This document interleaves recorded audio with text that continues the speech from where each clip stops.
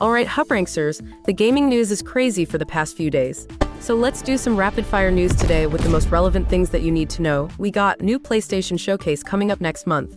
New, interesting PS5 Pro news. Third-party publishers are abandoning Xbox. We got some new info on GTA 6 release window and much more. Let's get into it. Spider-Man 2 enthusiasts have eagerly awaited news regarding the game's first story DLC ever since it was inadvertently leaked by the last game update, which briefly granted players access to development tools. Similarly, fans of Ghost of Tsushima have been anticipating the unveiling of its sequel, while enthusiasts of the Silent Hill franchise eagerly await updates on its upcoming remake. The anticipation for these announcements has led many to wonder about the timing of the next gaming event. Fortunately, it seems that the wait won't be much longer, as a significant PlayStation showcase is on the horizon. Earlier this year, I reported on insider information from Resetera's John Harker, suggesting the likelihood of a PlayStation event reminiscent of E3. This information has since been corroborated by renowned leaker Jeff Grub, whose track record includes accurate predictions of past state of plays and PlayStation showcases. Grub hinted on his podcast that Silent Hill 2 might receive a presentation, clarifying later on Twitter that it would likely resemble a showcase similar to last May's event. That event notably featured the debut gameplay trailer for Spider-Man 2, as well as announcements for the Metal Gear Solid Snake Eater remake and Phantom Blade Zero. In addition to Silent Hill 2, the upcoming PlayStation event is expected to unveil Ghost of Tsushima 2 and provide a release date for the Spider-Man 2 DLC, information that became known partly due to the Insomniac hack from last year. Marvel enthusiasts are also keenly awaiting updates on the Wolverine game, which fell victim to last year's cyber attack. Initially rumored for a 2025 release window, it's likely to have been delayed by at least a year. Furthermore, rumors have circulated about a Venom spin-off game, sparked by comments from creative director Brian Intihar and the significant amount of unused Venom content, particularly voice lines, found in Spider-Man 2. Thus, an official announcement for a Venom game seems increasingly plausible. PlayStation 5 Pro has been designed to provide developers easy and economical ways to implement enhancements. Although Sony was limited by what it could do with the PlayStation 5 Pro, the upcoming mid-generation refresh system has been designed to provide developers easy and economical ways to implement enhancements in games already in development. In the latest episode of Moore's Law is Dead's Broken Silicon podcast, a veteran developer who worked, among other titles, on the Elder Scrolls series, commented on the PlayStation 5 Pro, saying that it couldn't be that much more powerful than the base model, as developers need time to plan for future hardware. Games that are already in development are budgeted already, so developers would have a very hard time scaling up projects to much higher specs than planned. This also means that Sony is most definitely talking with developers about the PlayStation 6, as some of the launch games for the next generation system are likely already in the works. As Sony is a very developer-friendly company nowadays, compared to the PlayStation 3 days, the PlayStation 5 Pro has been designed to provide developers with easy and economical ways to implement enhancements. The PlayStation Spectral Super Resolution Upscaler was similarly designed as well, since being tailored to specific hardware, and with total control over how much the API changes from the Japanese company will make its implementation much easier than AMD FSR.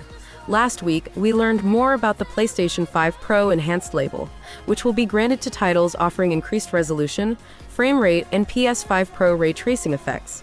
Only one of these improvements will be enough for a game to receive the Enhanced label, so it is unlikely we will see many titles offering both 60 frames per second gameplay with enhanced ray tracing. Third-party publishers are second-guessing their continued support of Xbox consoles moving forward. According to a new report from the head of games industry.biz, Chris Dring, the predominant feeling around last week's Game Developers Conference was the status of Microsoft and Xbox. The other thing I heard it from a very prominent company and one not so prominent, was Xbox's performance in Europe is just flatlining, he said via the GI Microcast. He continued, "You can follow our monthly coverage in the games market, and you can see that Xbox sales are falling, and it's been falling all throughout last year, and it's falling even harder this year." The phrase one major company who released a big game last year said was, "I don't know why we bothered supporting it."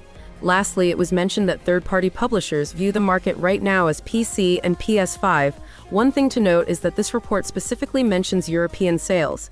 It's unknown, however, if the publishers referenced were European publishers or studios based elsewhere. Last week, the gaming world was up in arms when a report from Kotaku claimed that GTA 6 was at risk of being delayed into 2026 due to development allegedly falling behind. This led to Take-Two Interactive shares dropping and panic setting in on social media. After the Kotaku report went live, I asked around to a number of sources close to the game's development. Each one that spoke said that game was on schedule, and that any suggestion of a GTA 6 delay at this point in development is pure conjecture. 3 days later, the outlet corrected their story by adding that while early 2025 was at one point possible, it's no longer the target for GTA 6 at launch. With the game's release being so far out, talk of a delay made little to no sense to those asked. Rockstar is moving forward with the game, including a return-to-office mandate, to get the game to hit its 2025 release date. In fact, there hasn't been anything to suggest, according to those who spoke on condition of anonymity, that the game is falling behind in any way at this point. As far as an early 2025 release date for GTA 6, it was never going to be within the first couple of months of the year. On Thursday, Bloomberg's Jason Schreier discussed the game's development via his Game On newsletter. Schreier mentions that while there's a possibility of the game falling out of 2025, there's no way to know for sure what will happen 21 months from now. He adds that thousands of people are working on the game, many in their own silos where they are writing code for weather physics or recording actor performances or hunting for bugs on the streets of fake Miami. Schreier added, which corroborates with what sources have said, but for now, there's no indication that anything significant has changed.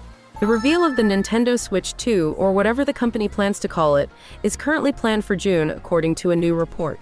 Brazilian journalist Pedro Henrique, who has successfully leaked Nintendo announcements in the past, says the reveal of the successor to the Nintendo Switch is scheduled for June 2024. In addition to the next console announcement, the same leaker says a general Nintendo Direct will be coming in April. An Indie World Showcase, he adds, could be coming in March. Everything in flux always, but I'm feeling good, he said. For what it's worth, I've been told something similar by a source, but have yet to fully confirm June as being the 100% for sure month. Until certain confirmation comes from either Insider Gaming or Nintendo itself, please take the report as a grain of salt. Insider Gaming has reached out to Nintendo for comment on the report, but it's not likely a response will be received. Recently, multiple reports, originally also revealed by Pedro Henrique, have surfaced claiming the next Nintendo Switch is set to launch in the first quarter of 2025. On June 10th, Ubisoft will descend upon Los Angeles to present a fresh Ubisoft Forward showcase. It's not likely the company will top 2023's showing, but there's plenty of ammunition that can still be flexed during the upcoming event. Mostly, Ubisoft fans are waiting with bated breath to see if they get a first look at Assassin's Creed. Codename Red. We recently revealed exclusive details about the game's engine, gameplay elements, and combat mechanics. This is the long-awaited Assassin's Creed title that puts players in control of a samurai. There are plenty of games in development at Ubisoft, and any number of them could take center stage during the Ubisoft Forward showcase. If we're still waiting for X-Defiant by then, that will likely be injected into the showcase. And then there's the likes of The Division Heartland and Star Wars Outlaws, which may have been released by then. Ubisoft could also surprise everyone and showcase something that we're all waiting for, like a new Splinter Cell game. In all honesty, it'll probably be crossover events for Rainbow Six Siege and some kind of Skull and Bones expansion. Stellar Blade is set to hit the market on April 26th, but the game's developer, Shift Up, is already making preparations to kick off development on its next project.